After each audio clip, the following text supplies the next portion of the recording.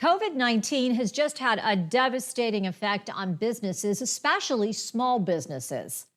That's exactly right. Now more than ever, it's so important to keep it local and support small business.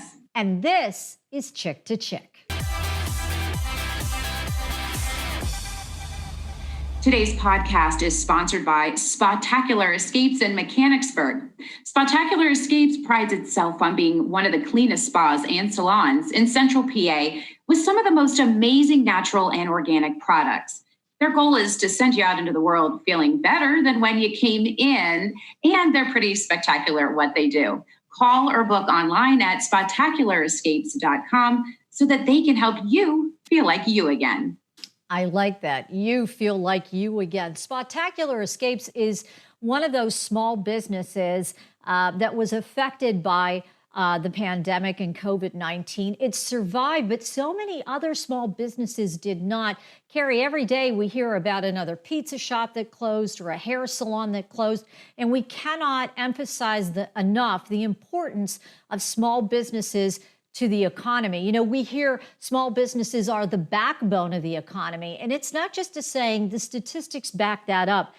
30 million. There are 30 million small businesses in this country compared to 18,500 companies that have 500 employees or more. So you can see how many small businesses there are. And this is also a very important statistic. Small businesses employ 60 million Americans. And that is nearly half of the U.S. workforce. So we really need to rally around small businesses and make sure that they can survive this. So joining us today is Sarah Barr, and she is the owner of Conhaas Print and Marketing. She's a small business owner. So Sarah, I'm pitching it right to you right away. You are a small business and you work with small business. How has this pandemic affected what's going on with small business? Oh man, it's been brutal. I work with a variety of businesses and organizations, and I have definitely seen firsthand the impact that this has had on the community. I've seen it in my own business as events have been canceled. And yeah, it's been devastating. And we're going to see this continue throughout this year and very well into next year. Sarah, you brought something up. You talked about small businesses and when events are canceled. I don't think people really realize or recognize the domino effect. Let's pretend you have a fundraiser. Okay, the fundraiser has been canceled, but it's not just the fundraiser that lost that ability to bring people in. Talk about the domino effect and all of the other businesses that are affected by that fundraiser being canceled. Yeah, so because I'm a printer, I'm just going to start right off with my involvement with those events. So we normally would send save the dates, we send invitations, we have programs for the day of. There's signage for the event. At a lot of these types of events, you have vendors that come out and they set up. And obviously, as they're being canceled, they can't attend. And there's, your caterers, everybody that's linked to that event, your entertainment people, your MCs, speakers, depending on the event and if they're paid. There's just so many people that are impacted every single time an event is canceled. And you're right, people don't really realize all of those people behind the scenes that are part of making that event successful that have also lost out because of this.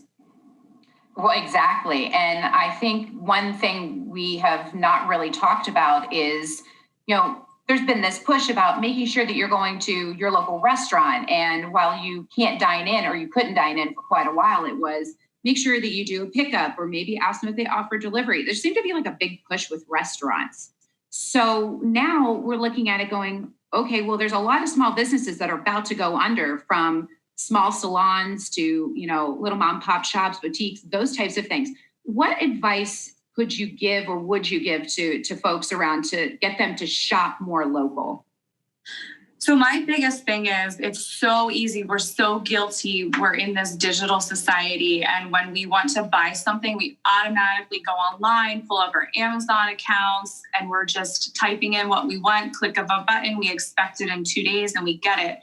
And I think the biggest takeaway from all of this is to sit back for a minute. And when you go to order your health supplements, your hair care products, your party supplies, your print items, whatever it may be, really just sit back for a second and think, is there somebody in my local community that I could be buying these items from?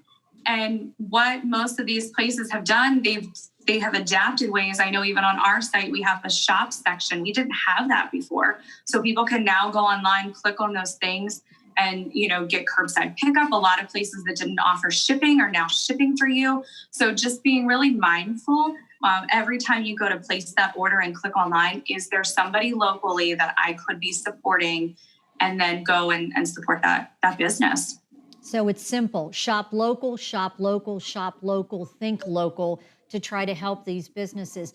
Sarah, we are hearing every day about the gym that shut down, and the restaurant and the diner and the hair salon, that they just couldn't pull it together. I mean, it was a difficult time. What did you do that you were able to survive the shutdown, and now that things are starting to reopen, that you're keeping your business going and making it thrive? What did you do? I would say one of the biggest things I did, along with a lot of other businesses, is learn how to adapt, make changes, offer new creative solutions. Like I said, events are a big thing. So I'm really working right now with organizations who are deciding to take their events virtual. I'm trying to come up with, instead of canceling the event completely, let's come up with some unique ways to make that virtual event now unique. Or if you're not having that event at all, what can we do to still reach out to those people that might have attended that event, so that they don't lose those opportunities to stay connected. But like I said, with the items that we offer, we were a very B2B business, and we very quickly learned we needed to become business to consumer. So we have been printing signage like you would not believe for graduations and birthdays and anniversaries and retirement. And I think that is a big part. There was a lot of businesses that were struggling prior to this, and then going through this just obviously didn't help them. But from a business perspective, I would say really making adaptive ways to come up with unique ideas to stay in front of our customers and offer new solutions is what we needed to do. And we did it. So I have, a nonprofit. And I've been on the struggle bus with how on earth do I continue to fundraise? Not only do people really not have a lot of money to give, but the events that I held for fundraising, I can't do them the way I did them before. One of the things I've thought about, and I haven't done with my nonprofit, is sending out mailers. What do you think about that? Is that way too old school, Sarah, with the type of business that Snail mail, Karen. Snail mail. If you look at my LinkedIn, my header says that I'm a lover of snail mail. So you're never going to hear me tell you that direct mail doesn't work. It's very much alive. And I think as we are bombarded with email messages and social media ads, there has never been a better time to fill up that mailbox while people are at home and actually looking for things to do. And it's been very effective for a lot of our customers. In fact, we've been starting to see customers that mailed a smaller quantity doubling and tripling the volume that they're sending out, because they are also picking up and realizing that this is a really great way to get in front of people. So it sounds like that's something I'm going to do. Not a bad idea. Good old snail mail. Well, I think your message was pretty simple here, Sarah, that from a consumer standpoint, we have to shop local and think of the local stores in our community to make sure these businesses stay afloat, because small businesses are the backbone of this economy. And from the business perspective, I mean, I hate to use that phrase, but I guess you guys have to adapt to this new normal. It is a new normal. It's a changing world, and you can't do business as usual, I guess, if you want to survive. Absolutely. And I'll add one more thing. If you can't go out and support that local business, supporting a local business doesn't mean you're just buying a product from them. If you have done business with somebody, leave them a review on Google, on social media. Share, check in when you are, use your social media platforms to check in and show people where you're choosing to support your local business. That doesn't even cost you a thing. You're already going out and supporting them anyway. So this is just a way to do some free advertising to show your love for that small business. Yeah, That's really we know excellent that, advice. don't we know that? As social media is very, very effective. Well, Sarah, this is all great information, and we certainly hope that our viewers will really take hold of this and support the community and support their local businesses. Thanks, Sarah. Thank you, Sarah. Bye. Flora, I really appreciate her talking about the ripple effect. I put on fundraisers for the nonprofit that I'm with, and it really is thought-provoking on how we have to become more creative to really keep everybody included locally. Yeah, you have to think outside the box, and you've got to come up with different ways to still do your business. I mean, look at us. We're not sitting next to each other on the couch anymore. We had to change the way that we chirp, and we've come up with this format so that we're able to continue our conversations and chirp about topics that are important to families.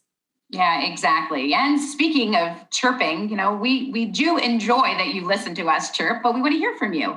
So if you go to chick2chick.com and hit contact, you can give us some suggestions, some comments. We do want to hear from you. We absolutely do. And we will be back next week to chirp about another topic.